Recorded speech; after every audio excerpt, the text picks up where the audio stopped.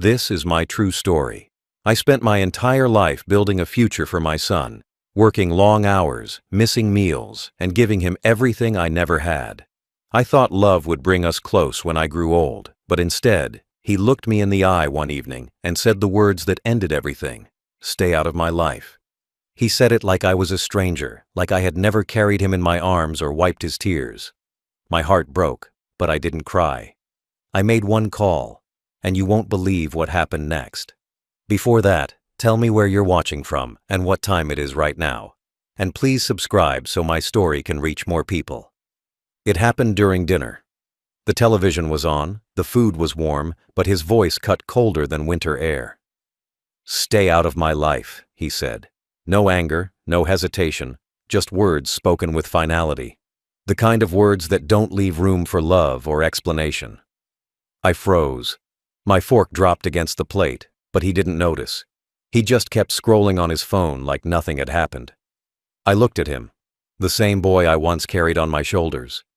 Now a man who saw me as a nuisance, not a father. He didn't look back when he said it. That hurt the most. He didn't even care to see how those words landed. My chest felt heavy, but my face stayed still. I didn't want to give him the satisfaction of seeing me break. I wanted to believe it was a joke, a bad mood, maybe just frustration. But deep down, I knew he meant it. There was relief in his voice, like he had finally gotten rid of something that bothered him for years. And that something was me. The table between us suddenly felt like a wall. I remembered every meal we had shared there when he was a child, his laughter, his stories, his messy hands grabbing food from my plate. Now there was nothing. Just silence and a heart that didn't belong to me anymore. I forced myself to finish the meal because pride was the only thing I had left. When I stood to leave, he didn't even look up. I had become invisible in my own home. That night, I sat alone in my room, the words replaying over and over. "Stay out of my life."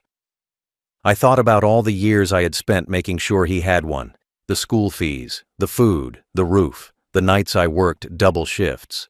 Every sacrifice I made was sitting across from me at that table, and it just told me to disappear. It's strange how quickly love can turn into regret. I used to pray he would become a better man than me. Now I just prayed he would feel something again. He had grown cold. Success had changed him. Money made him proud, made him think he built everything himself. He forgot who taught him how to hold a hammer, who paid the first rent when his business failed, who stood beside him when nobody else believed in him. But that's the thing about giving too much. People start thinking they earned it. He thought he didn't need me anymore, but he was wrong. He just didn't realize it yet. I didn't sleep that night. I walked around the house, touching the walls I built with my own hands, remembering the days we painted them together. I wondered if he even remembered those moments. I could still hear his laughter echoing faintly in the hallways, like a ghost haunting the memories I didn't want anymore. Maybe I had made him too comfortable. Maybe love without boundaries becomes blindness. And I had been blind for too long. By morning, I was calm. The pain was still there, but something had changed. I wasn't broken anymore. I was empty. And sometimes emptiness gives you clarity. I realized that I didn't need to argue or prove anything. He wanted me out of his life, fine. But he had forgotten that part of his life was still mine, legally, financially, and morally. I had built the foundation he was standing on, and I could shake it if I wanted to. I didn't want revenge at first. I wanted peace. But peace doesn't come easy when the person you gave everything to spits in your face. So I decided that if he wanted to live without me, then I would show him what that truly meant. I wouldn't shout, I wouldn't fight, I would simply vanish, but not before taking with me the piece of his world that I had helped create. The part he never earned, but always claimed as his. That was the night I stopped being a father who begged for love. That was the night I became a man who remembered his worth. And when I looked at his photo on the wall one last time, I whispered, "You'll understand soon enough." When he said those words, my mind didn't stay in the present. It went backward, to the years when his voice was smaller, softer, and filled with trust. I remembered holding his hand as we crossed the road on his first day of school. He was afraid, but I told him I'd always be there. That day, I made a promise, one he would later break without hesitation. I remembered the nights I worked late just to buy him books. I would skip dinner, counting the coins on the table, hoping they'd be enough for the next day's bills. He never saw that part. He only saw the results, the full fridge, the warm bed, the new shoes. Children rarely notice the bleeding hands that build their comfort.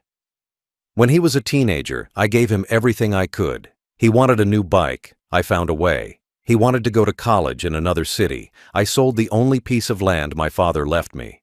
I told myself it was worth it. I believed that love would always circle back, that kindness, when given freely, would someday return. But I was wrong. As I sat there that night, the memories turned bitter. Every sacrifice now felt like a mistake. Every proud moment felt fake. I had built him a life so easy that he never learned to value it. I was the stepping stone he used to climb, and now he looked down, pretending he never needed it. That's the cruelty of raising someone who confuses care with control. I remembered his mother too, how she always said, "He'll change when he grows up." She believed that love would teach him gratitude. But when she died, I think the softness in him died too. He became colder, sharper, more ambitious. He wanted to be powerful, respected, untouchable. And I was just a reminder of the man he thought was weak. There was one night that kept replaying in my head, the night he came home drunk after losing his first job. He cried in my arms like a child again, and I told him I was proud of him no matter what. That was the last time I saw humility in his eyes. Success stole it from him. After that, he didn't want advice. He wanted admiration. He didn't want a father. He wanted a witness. Now, thinking back, I realized I had been preparing him for the world, but I had failed to prepare him for love. I never taught him that respect matters more than success. Maybe I thought he would learn it from watching me. But he never looked long enough. That was my mistake. As I sat in that chair, my chest heavy with regret, one memory stood above the rest, his 10th birthday. He hugged me tight and said, "Dad, you're my hero." I didn't know that years later, that same mouth would tell me, "Stay out of my life." The same voice that once carried pride, now carried rejection. That night, I realized that memories don't fade. They rot. They turn sweet moments into poison when love disappears. Every happy flash from the past became a reminder of what I lost. I could almost hear his younger self asking me, "Why are you sad, Dad?" And I wanted to answer, "Because you grew up." Still, even through the pain, there was one clear truth. I had given him everything he needed to succeed, but I had also given him access to everything he would someday lose. Every paper, every account, every privilege, all because I trusted him more than he deserved.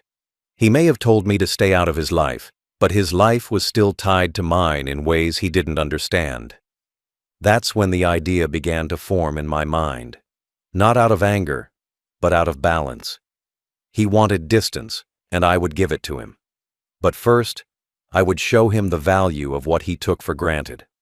Not through words, not through punishment, but through absence. The kind that leaves a permanent silence in the spaces money can't fill. The humiliation didn't come from strangers. It came from silence. The kind that fills a room after someone says something cruel and everyone pretends it's normal. After he told me to stay out of his life, he stood up from the table and laughed with his friends like I wasn't even there. I heard my own blood in my ears. My hands shook, but I didn't let them see it. Pride is the only armor an old man has left. I looked at the faces around us, people I'd helped, fed, even sheltered, and not one of them said a word. They just watched, as if I had deserved it. That was the moment I realized I had raised a man without empathy. He called me old, outdated, and said I should let him handle everything now. He didn't say it kindly. He said it like a punishment. I remembered when he was small and used to wait for me at the gate every evening, running into my arms. Now he couldn't wait for me to leave the room. It was a strange feeling, to watch your own child treat you like a stranger in your own home. I felt smaller than I had in years. I didn't even recognize the person in front of me. That night, he posted a video online, a a clip of the argument. Just a few seconds, but enough to make me the fool in everyone's eyes. "Some old people never learn when to stop," the caption said. His friends commented laughing emojis, others agreed, calling me controlling or bitter. I saw it because I still followed him online. I shouldn't have. But I did. And I sat there watching the views go up, the laughter spreading, and I realized how alone I really was. I didn't leave the house for 3 days. The neighbors stopped saying hello. The local storekeeper who always gave me a smile now just nodded politely. They had seen the clip. Everyone had. I had become a story. A sad one. I didn't know if I was more angry at my son or at myself for giving him the power to humiliate me so easily. He didn't apologize. He didn't even mention it. He went on with his life as if nothing had happened, while I stayed inside my house, surrounded by memories that used to mean something. I walked through the rooms he grew up in, his old toys still in boxes, his school certificates on the wall, the marks on the doorframe where I used to measure his height every year. All those little things that once brought me joy now made me sick, because they reminded me of a boy who no longer existed. I sat in the dark for hours, thinking about what I could have done differently. Maybe I was too soft. Maybe I forgave too easily. Maybe I made life too simple for him. He never knew what it was like to be truly hungry, to fear losing everything, to build something from nothing. He thought everything came easy because I never let him see how hard I worked. That was my biggest mistake, hiding my struggles so he could live comfortably. I raised him to believe the world would always bend for him, and now I was the one paying for it. But there was one thing he didn't understand. I may have been humiliated, but I was not powerless. The name he mocked still held weight. The man he dismissed still held keys to accounts, to property, to his comfort. He thought I was an old fool, but age teaches you one thing. Silence is stronger than noise. While he laughed, I planned. While he bragged, I remembered every document, every signature that still connected his life to mine. I realized something cruel that night. Sometimes love blinds you more than hate. I had loved him so much that I forgot to protect myself from him. But now, that love was gone. In its place stood a cold, steady resolve. He had shown me what he thought of me. Now it was time to show him what I really was. The night after the humiliation, I sat in my chair by the window and didn't move for hours. The city lights outside flickered like small reminders that life goes on, even when yours feels paused. I wasn't angry anymore. Anger fades fast. What remains is something colder. Understanding. I finally understood that love without respect is just weakness in disguise. And I had been weak for far too long. The house was silent except for the ticking clock. Every sound felt louder. The pipes, the wind, even my own breathing. I thought about all the years I had swallowed disrespect, excused arrogance, and told myself he'd grow out of it. But he didn't grow. He just learned how far he could go before I broke. And that night, I realized he'd crossed the last line. There would be no shouting match, no second chance, no lecture about family. Just action. I walked to my study, opened the old wooden drawer, and pulled out a small metal box.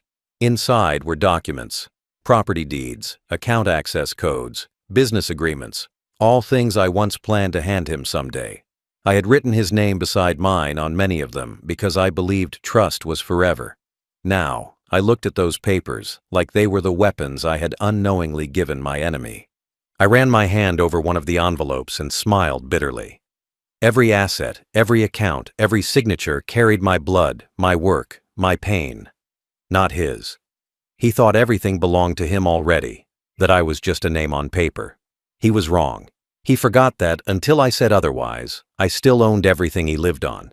And that night, I decided he was going to learn that lesson the hardest way possible. I didn't make the choice out of revenge. I made it out of clarity. He had told me to stay out of his life, so I would, completely. But I wouldn't leave quietly. I would make sure that when I was gone, he'd feel the weight of every careless word, every insult, every forgotten thank you. He would wake up one day and realize that everything he depended on had disappeared, just like his father did. I started making a list, Banks, contacts, lawyers. I hadn't used my connections in years, but they never went away. People still respected my name, even if my son didn't. That was the difference between him and me. I built relationships, he built ego, and ego doesn't last when the money stops. As I wrote, I felt something unexpected: peace. It was like setting down a heavy load I had been carrying for decades. Every stroke of my pen erased another piece of pain. I wasn't just cutting him off, I was freeing myself. I didn't owe him anything anymore. Not love, not explanation, not forgiveness. I had given him everything a father could give. What he did with it was his mistake, not mine. The next morning, I dressed neatly, shaved, and made a pot of coffee. The smell filled the house like it used to when his mother was alive. She would have told me to forgive him, but she never saw what he became. She didn't live long enough to hear her own child call her husband useless. I looked at her photo on the shelf and whispered, "I'm sorry, but it ends today." I picked up the phone and called my lawyer. My voice didn't shake this time. "It's time to make some changes," I said simply. He didn't ask why. He knew my tone. I gave him instructions. Quiet, final, precise. By the time the sun set that day, the process had begun. When I hung up, I sat back and closed my eyes. There was no satisfaction, no triumph, just silence. But it was the kind of silence that brings freedom. He had told me to stay out of his life. I smiled faintly and thought, "I will, son, but I'll take the life I gave you with me." Leverage is not about power. It's about memory. It's about knowing where every string is tied and who holds the other end. My son forgot that I was the one who built the strings he now pulled. He walked through life like everything around him appeared by magic. But I remembered every loan, every transfer, every contract that carried my signature. He might have been the face of success, but I was the backbone. And now, I was going to remove that backbone and watch how fast he collapsed. I opened the old cabinet where I kept the files no one ever asked about. Layers of paper, faded ink, yet every sheet still mattered. Deeds, shares, savings, company accounts, all tied to my name or my authorization. His house, his car, even his business loans were linked through my guarantees. He never noticed because he never bothered to read the fine print. He signed where I told him to. He thought I was doing him a favor. In a way, I was. But not the way he imagined. Every arrogant son forgets that their father's wisdom is written in silence. I never argued when he called me useless. I let him talk because I was recording. Not his words, but his mistakes. The late payments I covered, the investors I convinced, the favors I called in, all done under my name. That was the real leverage. He had success because I built the ground under his feet, and now that ground was mine to take back. I sat at the table, sorting each document one by one, checking the dates, signatures, balances. My name was everywhere. It was strange. For years I thought that would make me proud, but now it only made me tired. Still, I knew what I had to do. It wasn't revenge, it was closure. He told me to stay out of his life, so I would take everything connected to me out of his life too. He would have his independence, stripped and raw. The next day, I called an old friend from the bank, a man who owed me more than a favor. I told him I wanted to move all accounts under private management, liquidate some shares, and freeze joint permissions. He didn't ask questions. In his voice, I could still hear the respect my son no longer had. Within hours, the process began. Quietly, legally, and completely. I didn't need lawyers or threats, just my name. That was enough. By the time the sun set, I had secured everything. My son's company credit lines were frozen for verification, his mortgage restructured, his investments reclassified under pending review. Nothing illegal. Just precise steps that turned convenience into chaos. He wouldn't even know until his next transaction failed. That night, I slept for the first time in weeks. No nightmares, no guilt, just stillness. I woke up early, made tea, and watched the dawn light through the window. The world looked cleaner when you stopped expecting kindness from ungrateful people. I wasn't sad anymore. I was free. I had finally acted like the man I used to be. decisive, capable, respected. I realized something while I sipped that tea. My leverage wasn't money or ownership. It was memory. I remembered every lie he told, every favor he took, every moment I stayed silent to protect him. That silence was my investment, and now it was paying back in full. He thought, "Stay out of my life," was a victory. He had no idea it was a warning I had already followed before he said it. The paperwork was done, the strings were cut, and for the first time, he would have to live without my shadow. No support, no safety net, no name to fall back on. Only himself, and the cold truth of what he'd lost. When you strip away everything given by love, you finally see what a man truly is. And deep down, I already knew. Without me, he was nothing but noise. The call was short, cold, final. I didn't even plan it for long. It just happened naturally, like something that had been waiting inside me for years. The morning was quiet. The sky was gray. I sat with the phone in my hand for several minutes before dialing. I knew exactly who to call. I still had contacts in the bank. Old friends who remembered the man I used to be. The man my son never bothered to understand. I took a deep breath and pressed the number. When the voice on the other end picked up, I spoke slowly, carefully, like someone who already knew what the answer would be. I gave my name, the account numbers, and the verification details. The manager recognized me immediately. "Of course, sir," he said. There was respect in his tone, something I hadn't heard in my own home for years. That alone almost made me laugh. I didn't explain much. I didn't need to.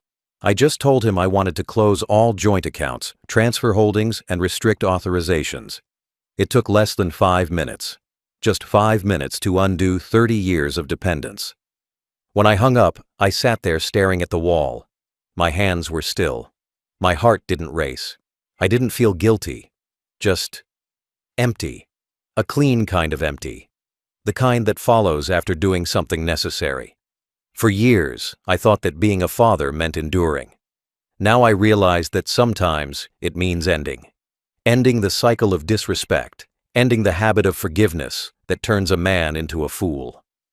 Later that afternoon, I made one more call, not to the bank this time, but to my attorney. I wanted everything formalized. No confusion, no loopholes, no chance for him to twist my silence into guilt. We talked for an hour as I reviewed documents, updating every clause and name. By the end, my assets were consolidated, my will adjusted, and my departure planned. The lawyer asked if I was sure. I told him I had never been more certain in my life. When I put the phone down, I could almost hear the clock ticking louder. Somewhere in another part of the city, my son was probably laughing, drinking, living like nothing could touch him. He had no idea that with a few quiet words, I had just pulled the rug from under his world. Every account he accessed, every loan he depended on, every investment tied to my name, all frozen. Legally, calmly, perfectly. I thought about calling him. Just once. Maybe to warn him. Maybe to say goodbye. But then I remembered his voice that night. "Stay out of my life." He said it like a door slamming in my face. So I decided to let it stay closed. He wanted distance. I was giving it to him. All of it. The next day, I woke up before dawn. The air was crisp, the streets empty. I made a cup of coffee and stood by the window watching the first light hit the horizon. It felt like the start of something. Not freedom, but peace. I realized I didn't need to see the fallout. I didn't want to. My work was done. Whatever came next was his lesson to face. Still, I couldn't stop imagining his face when he'd discover it. The panic, the calls, the confusion. He would reach for his phone, try to contact me, and find nothing. No answer, no trace. Maybe that silence would finally speak louder than any lecture I could give. Maybe that would be the only thing that could reach him now. When I stepped outside that morning, the world looked different. Not brighter, just honest. For the first time in years, I wasn't living for someone else's comfort. I wasn't waiting to be respected. I had taken control back, not through anger, but through calm precision. And as I locked the door behind me, I whispered to myself, "You wanted me out of your life, son. You got it." By evening, the results started to show, quietly at first, like cracks forming beneath the surface of a wall before it collapses. His son's world began to bend, not break all at once. That's the thing about power. When you remove it carefully, the silence hurts more than the noise. It began with a declined transaction at his favorite restaurant, then another at a gas station. Small things that made him check his phone, frown, and refresh the app again and again. He thought it was a glitch. It wasn't. By noon the next day, panic had replaced his confidence. His cards stopped working entirely. The business account showed restricted access. He called the bank, and they confirmed everything was under review by the primary account holder. That was me. His voice must have cracked when he heard it, but I'll never know. I didn't take the call. I didn't need to. I had made sure every step was sealed legally, every change irreversible. He could scream all he wanted, but it wouldn't open a single door. His friends started to drift away almost immediately. When money dries up, loyalty goes with it. The same people who laughed with him at dinners now avoided his calls. He tried borrowing, but word spreads fast. "His accounts are frozen," they whispered. "Something's wrong." He began losing his grip not only on his finances, but on his pride. That's the price of building a life on someone else's name. Once that name withdraws, everything else collapses. Meanwhile, I stayed quiet. I didn't check the news, didn't look at social media. I didn't want to see his face or his pleas. I wanted distance. My phone buzzed constantly with unknown numbers, probably him or the bank or people trying to fix his mess. I turned it off. Silence became my new wealth. Each minute that passed reminded me that I didn't need revenge. All I needed was absence. My absence was doing more damage than any punishment could. A few days later, I received an email from my lawyer confirming that all transfers were complete. The funds were secure, moved beyond his reach. The remaining assets were locked behind private trusts he couldn't touch. $2 million in total. The same money I once thought would guarantee his future now became the wall between us. The world would call it cruel. I called it balance. He told me to stay out of his life, and I simply took my life, and everything I built, with me. I heard through a mutual contact that he tried showing up at my old home. The neighbors said he looked lost, desperate, like someone waking from a dream and realizing he had slept through everything that mattered. He stood at the gate for hours. Nobody opened it. Because I wasn't there anymore. My chair by the window was empty. My study was locked. My phone disconnected. The man who once had everything was now learning what "stay out" truly meant. There was one more thing I arranged before leaving: the donation. Half the funds went to a foundation I started quietly in my wife's memory, a place that actually helped children with no fathers. It felt fitting. I couldn't save my own son's heart, but maybe I could save someone else's. The rest I kept for myself, not to spend, but to live simply, peacefully, far from the noise and betrayal. The night after everything was finalized, I sat in a small rented room near the coast. The air smelled like salt and rain. I didn't feel rich, and I didn't feel poor. I just felt clean, like I had washed off decades of disappointment. I didn't hate my son. I just stopped carrying the weight of his choices. Some people only learn when everything is taken from them. I had been giving my whole life. That night, I finally took something back, myself. It didn't take long before he found me. Pride dies fast when comfort disappears. I was sitting in the small cafe near the coast, the same one I visited every morning, when I saw him through the window. He looked nothing like the man who once mocked me. His suit was wrinkled, his eyes sunken, his hair a mess. He hesitated before walking in, probably unsure if I'd even speak to him. I didn't move. I just watched him the way you'd watch a stranger, not with anger, but with distance. He sat across from me, breathing heavily, like he'd run the whole way there. For a moment, neither of us said a word. I could see the shame in his eyes, the same eyes that once looked down on me. He finally spoke, voice trembling, asking why I did it, why I took everything, why I left him with nothing. I listened in silence, sipping my coffee. Then I reminded him. He told me to stay out of his life. I did exactly what he asked. The money, the accounts, the business. They were parts of me. So I took myself out of his life completely. He started to cry. I'd seen my son angry, arrogant, even cruel, but never like this. This was brokenness. He said he lost everything overnight. His job was gone. His girlfriend left. His friends stopped answering his calls. He had sold his car to pay off his credit card. He said he couldn't sleep, couldn't eat. The world that once praised him now ignored him. He asked if I could fix it. One call, one signature, one favor, just like I always did. I looked at him, my son, a grown man, begging like a boy again. But I saw the truth now. He never respected me because he never feared losing me. Love without respect is weakness. I told him calmly that this wasn't punishment, it was correction. He thought I was old, useless, irrelevant. Yet with one phone call, I showed him the power of everything he'd taken for granted. That silence after I finished speaking. It was heavy, like the air before a storm. He lowered his head, tears dripping onto the table. I wanted to reach out to tell him it was okay. But it wasn't. For the first time, I wanted him to feel every ounce of what I felt that night. He said, "Stay out of my life." That cold rejection, that emptiness that eats through a man's chest until he feels like nothing. He needed to meet that feeling, not from words, but from reality.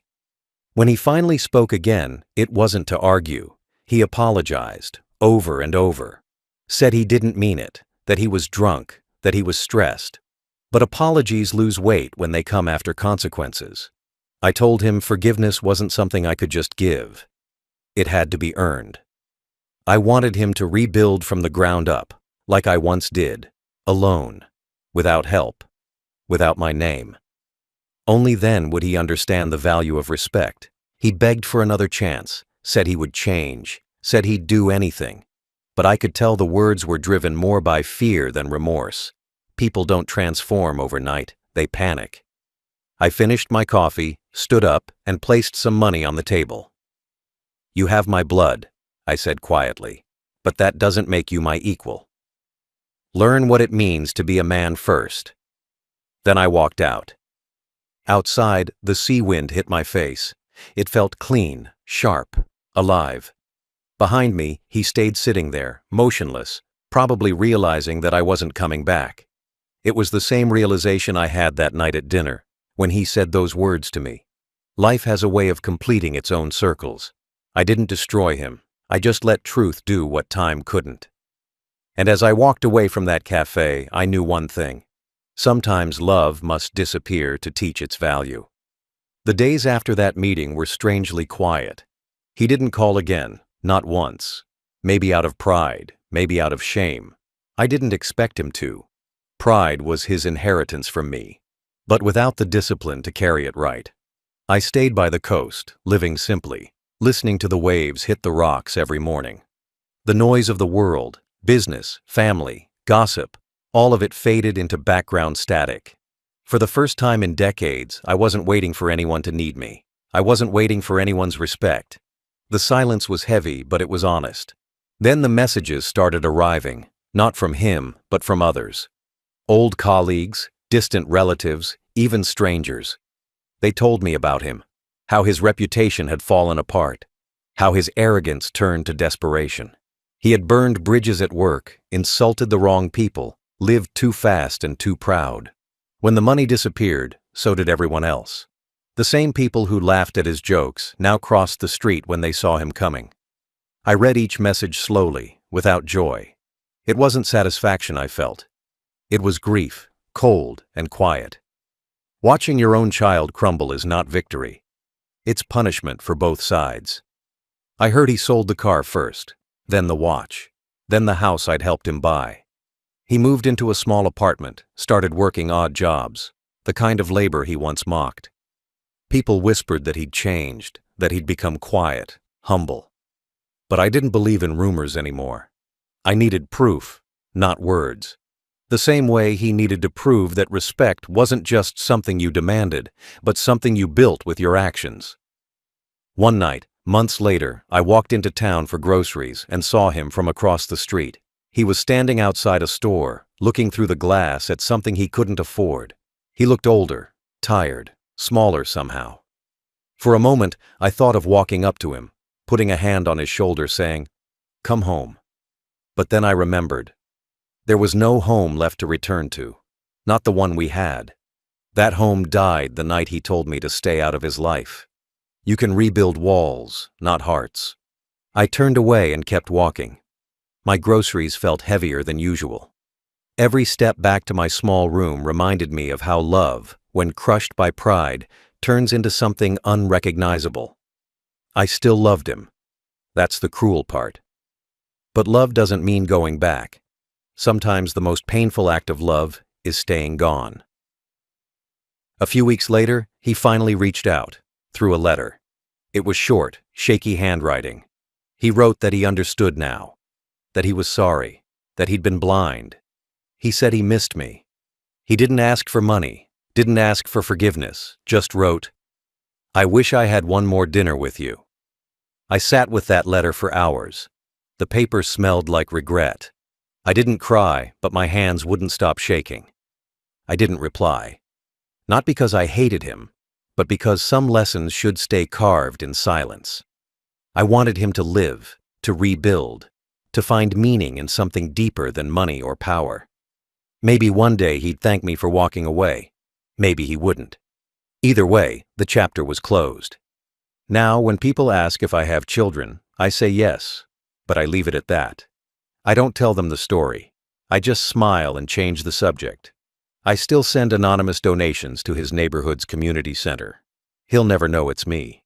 Maybe that's better. Maybe kindness means more when it doesn't need recognition. Sometimes, late at night, I sit on my porch watching the waves and whisper, "You told me to stay out of your life, and I did. But not out of love." The wind carries the words away. I hope somewhere, somehow, he hears them, and finally understands that the man he pushed away never stopped caring, even when he was gone. It has been years now since that last letter. I live in a quiet town far from where everything began. Nobody here knows my name, my story, or what I once had. I like it that way.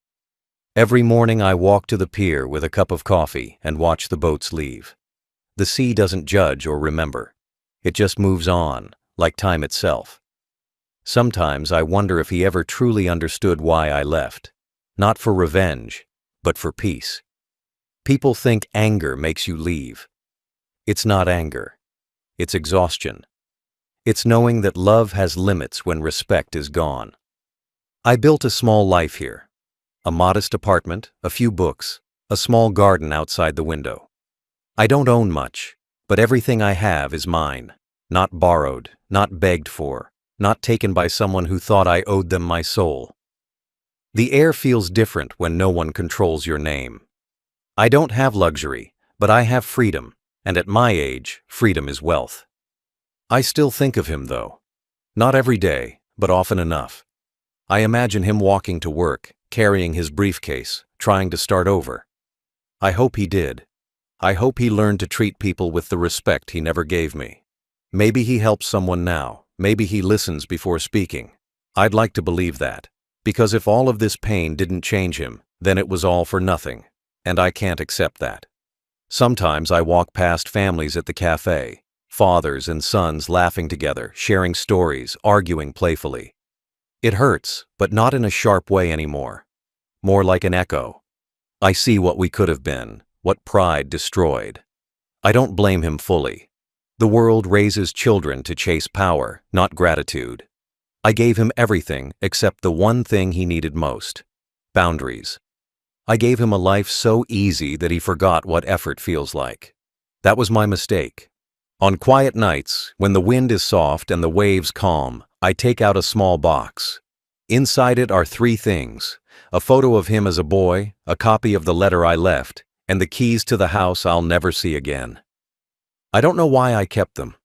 Maybe some part of me still hopes that one day he'll find me, not to apologize, but just to sit beside me, as a man to another man, with no anger, no ego. Just silence and understanding. Maybe that's enough. I haven't told anyone the full story. Not the neighbors, not the people who wave at me every morning. They think I'm just an old man who moved here for peace after retirement. And maybe that's true in a way. The past doesn't matter much when you stop letting it control you.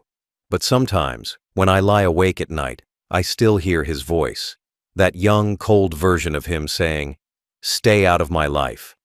And then I hear my own voice, steady and calm, answering back, "I did." The money, the business, the house, none of it matters now. What matters is that I learned something late in life. Love without respect becomes slavery. I was a slave to my hope that he would change. The moment I let that hope go, I became free again. People think cutting ties is cruel, but sometimes it's the kindest thing you can do, for both sides. It forces growth, or it leaves a void that reminds you to do better next time. If I could speak to him now, I'd tell him this: "Son, I never wanted to hurt you. I just wanted you to understand what you were throwing away. I didn't take your life from you. I gave it back to you without my name attached." Then I'd smile, not in anger, but in peace. Because even though he may never come back, I know I did what was right. And when the sun sets over the water and the horizon burns gold, I whisper a small prayer for him. Not for forgiveness, not for reunion, just for understanding. Because in the end, I didn't disappear out of hate. I disappeared out of love that had nowhere else to go.